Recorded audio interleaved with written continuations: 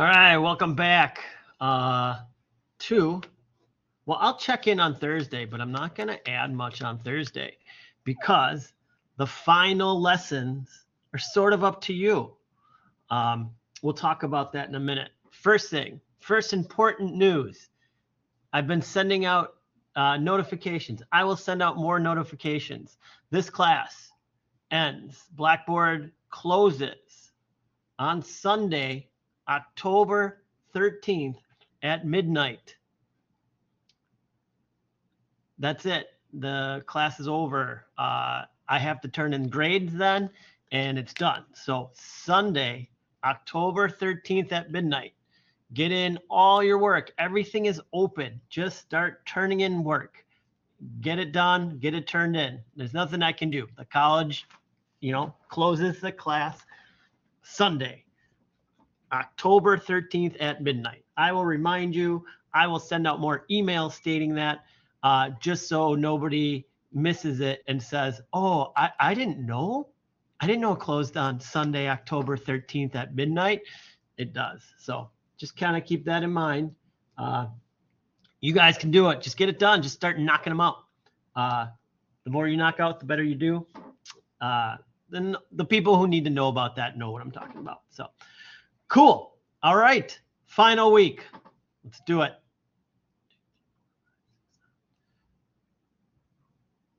All right. Your last real world project right here is a timed project.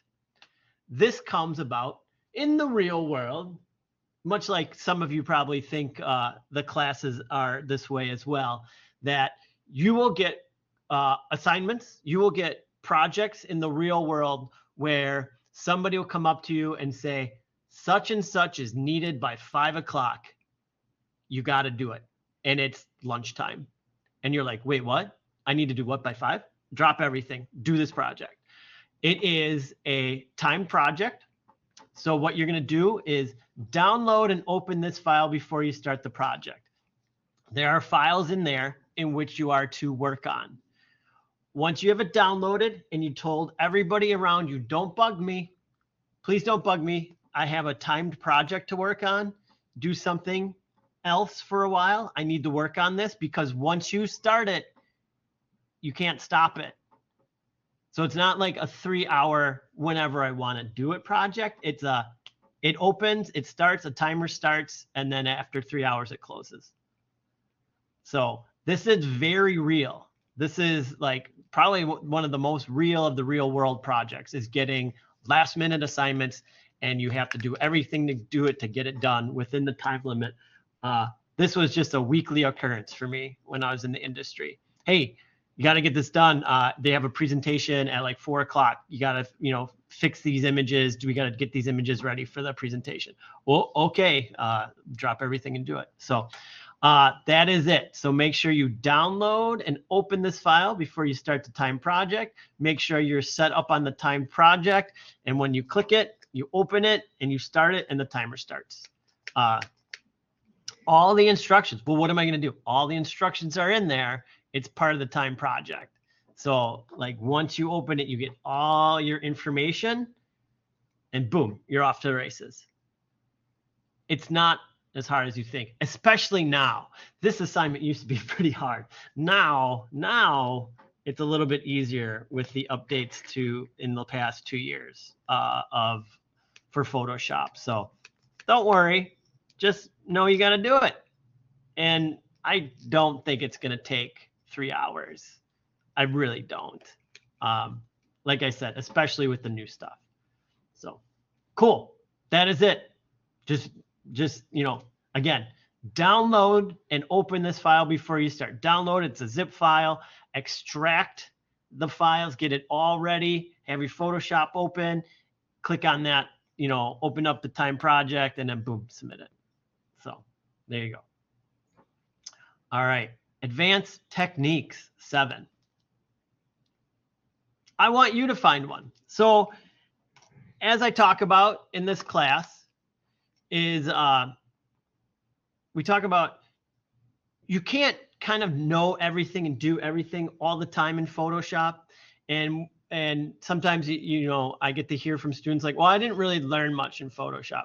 Do you know how to use Photoshop? Yeah, you should know how to open Photoshop and do basics in Photoshop. What you really, when you need to know Photoshop, what happens is you need to look it up. And the last couple of projects are about you finding stuff. Like, find a technique that you want to do. How cool can it be? Like, oh, I always want to know how to, you know, put this onto this or make a background look like this. You can just generally Google stuff, you know, like, what are the like top 10 coolest Photoshop techniques. I'm just typing this in, and then you got to spell it correctly. These are techniques. No, here, this is like, this one I've gone to. You've done assignments out of here. This Envato, but some you have to pay for. So don't pay for anything, but find something. There's tons of things out here. 74, the best Photoshop tutorials. 25, cool Photoshop effects, tutorials, and templates. 8, obscure yet awesome Photoshop techniques. Like, dig around. Top 10, no, we don't want tricks and tips, but that's also where I found some of the advanced techniques for you as well. It wasn't me just like, I know how to do this, but the last couple I knew I wanted, like the half toning and the duo toning. I knew I wanted those. I started with a couple other ones, but yeah, I looked up stuff like, what do you do? That's how Photoshop works a lot of the times, is you will be working and you'll be like, you know what I want? I got this thing and I want it to look like that. Just type in, how do I create this look in Photoshop? Like, here, make something look like it's moving fast in Photoshop. You know, like, you can try like weird stuff like that. Like here, oh, and then how to create super speed effect in Photoshop. There you go. You know, and then you do it. What I want you to do though is I want you to do it 3 times.